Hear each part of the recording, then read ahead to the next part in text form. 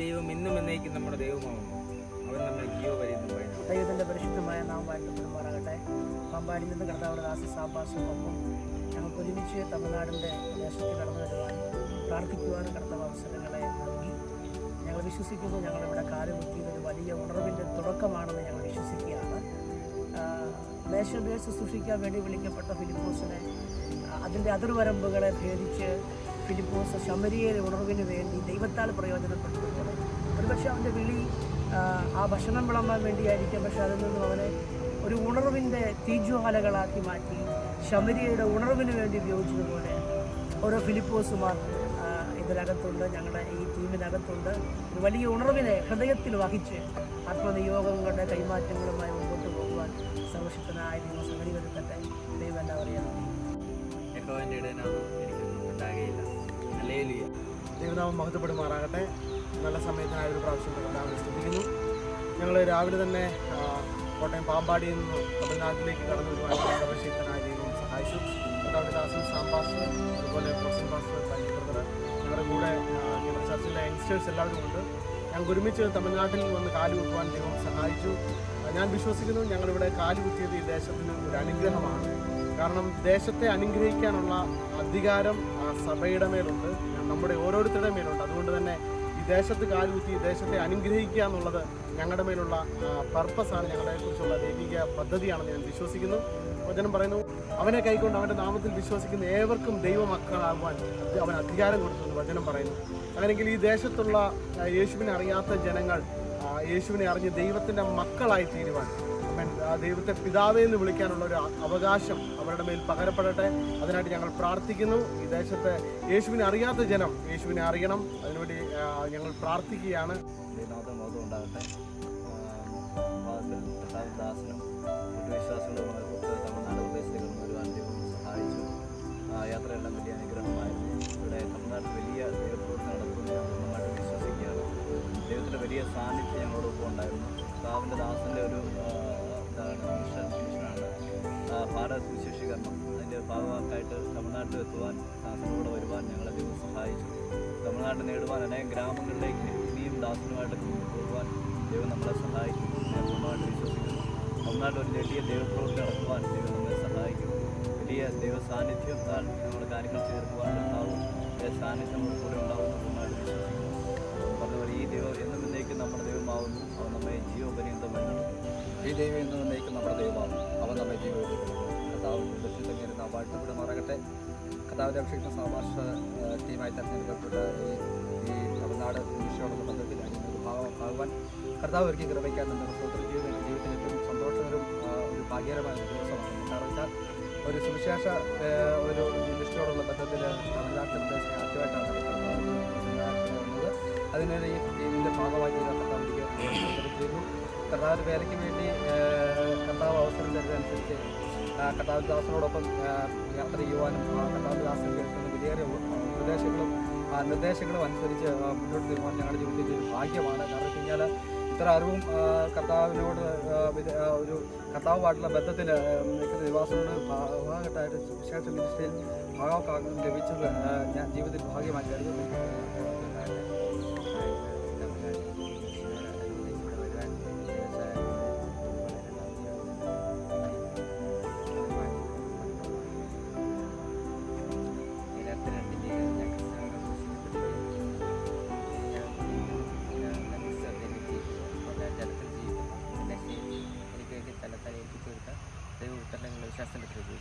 ദൈവനാമത്തിന് മഹത്വം ഉണ്ടാകട്ടെ.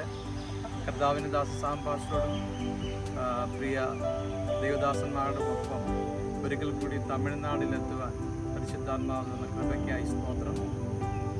കുരിന്ത്യലേഖനത്തിൽ പറയുന്നു, നിങ്ങൾ ഉറപ്പുള്ളവരും കുലുങ്ങാത്തവരും കർത്താവിൻ്റെ വേലയിൽ എപ്പോഴും വർദ്ധിച്ചു വരുന്നവരുമാണ്. നിങ്ങളുടെ പ്രയത്നം കർത്താവിൽ വ്യർത്ഥമല്ല എന്ന് കുരിന്ത്യലേഖനത്തിൽ പറയുന്നു. അല്ലെങ്കിൽ നമ്മൾ കർത്താവിന് വേണ്ടി എന്ത് ചെയ്താലും അതൊരിക്കലും വ്യർത്ഥമല്ല. ഹല്ലേലൂയ. കുറേ നാളുകൾക്ക് ശേഷം തമിഴ്നാട്ടിൽ വീണ്ടും വരാൻ ദൈവം കൃപ ചെയ്തു. ഈ നാളുകളിൽ ഒരു 1-2 മാസം കൊണ്ട് തമിഴ്നാടിനെയും പ്രദേശത്തെക്കുറിച്ച് വലിയ ഭാരമുണ്ടായി. ഇങ്ങനെ ദൈവസന്ധി പ്രാർത്ഥിച്ചു. പക്ഷെ ഇത്രയും വേഗത്തിൽ എത്തുവാൻ പറ്റുമെന്ന് വിചാരിച്ചില്ല. അതുകൊണ്ട് ദൈവത്തിന് നന്ദി പറയുന്നു. നമ്മുടെ ആത്മാവിൻ്റെ തേങ്ങലുകൾ അത് ദൈവപ്രവൃത്തിയായിട്ട് ഉറപ്പായും വെളിപ്പെടുമെന്ന് മനസ്സിലാക്കാൻ ദൈവം കൃപ ചെയ്തു. അതോടൊപ്പം തന്നെ ഒരു ഗർഭിണിയായ സ്ത്രീ അതിൻ്റെ ഡെലിവറി അടുക്കുന്ന സമയത്ത് ഒരു ബർത്ത് പെയിൻ ഉണ്ടാകും. അതുപോലെ ഒരു ബർത്ത് പെയിൻ അനുഭവിക്കുന്ന സമയമാണ്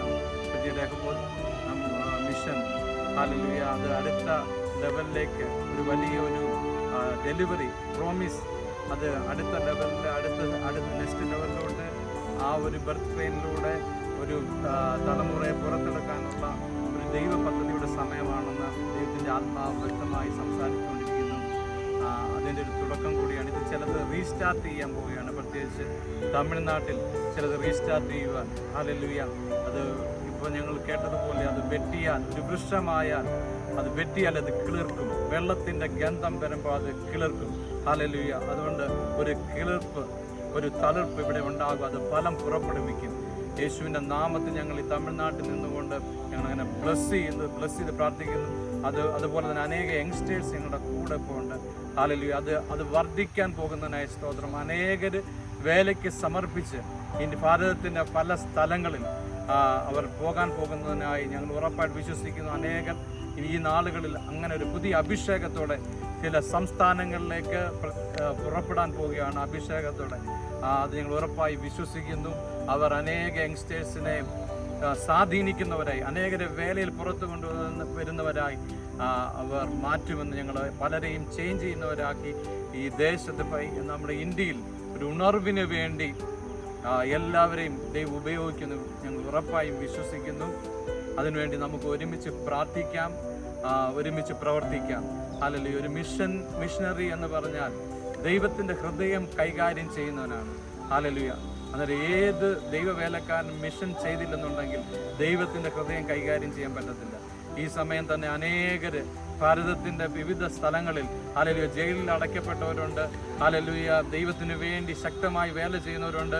ഹല്ലേലൂയ അവർ ജീവൻ പോലും പണയം വെച്ച് ഹല്ലേലൂയ ദൈവത്തിന് വേണ്ടി നിൽക്കുന്ന അനേക ദൈവദാസന്മാരുണ്ട്. അവർക്കായി ഞാൻ ദൈവത്തിന് നന്ദി പറയുന്നു. ഹല്ലേലൂയ അവരൊക്കെ ചെയ്യുന്ന പ്രവൃത്തികൾ ദൈവസന്നിധിയിൽ എത്രമാത്രം വിലയേറിയതാണ്. ഹല്ലേലൂയ ദൈവത്തിന് നന്ദി പറയുന്നു. ദൈവം എല്ലാവരെയും ഒരുമിച്ച് അനുഗ്രഹിക്കട്ടെ എന്ന് പ്രാർത്ഥിക്കുന്നു. ശക്തമായി എല്ലാവരും ഉപയോഗിക്കട്ടെ.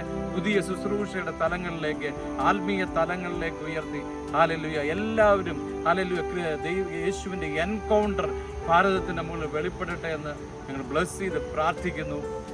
ഉണർവുകൾ ഉണർവുകൾ ഉണർവുകൾ. बोलो प्रभु यीशु मसीह की जय, प्रभु क्रिस्तु महाराज की जय. വളരെ അനുഗ്രഹിക്കപ്പെട്ട നല്ല ഈ സമയത്തിനായി കർത്താവിനെ സ്തുതിക്കുന്നു.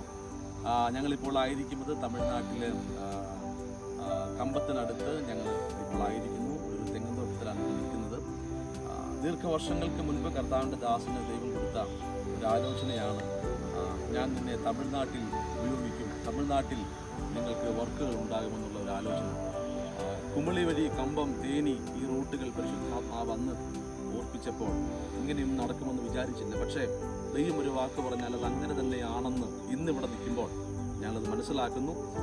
ദൈവം അനുഗ്രഹിച്ച് ഉസ്ലാംപെട്ടിയിലും അതുപോലെ ചിന്നമണ്ണൂരും ബോഡിനായ്ക്കലൂരും എന്നീ പറയുന്ന 3 സ്ഥലങ്ങളിൽ ദൈവം രഹബോത്ത് വർഷിപ്പ് സെൻ്ററിന് സ്ഥലങ്ങൾ തരികയും അവിടെ പ്രവർത്തനങ്ങൾ ആരംഭിക്കാനും ദൈവം സഹായിച്ചു.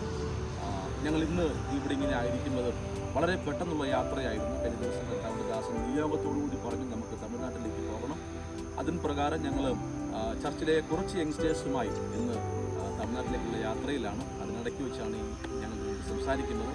ഇപ്പോൾ ഞങ്ങൾ കടന്നു പോകുന്നത് ബോഡിനാക്കിനുള്ള നമ്മുടെ കർത്താവിൻ്റെ ദാസൻ പാസ്റ്റർ മനു കുടുംബമായി ഇവിടെ കർത്താവിൻ്റെ വേല ചെയ്യുന്നു. സമത്വപുരം എന്ന് പറയുന്ന അനുഗ്രഹിക്കപ്പെട്ട ഒരു ഗ്രാമത്തിനകത്ത് ഒരാലയം നൽകിയിട്ടുണ്ട്. അവിടെ ഒരു ആരാധന നടക്കുന്നു.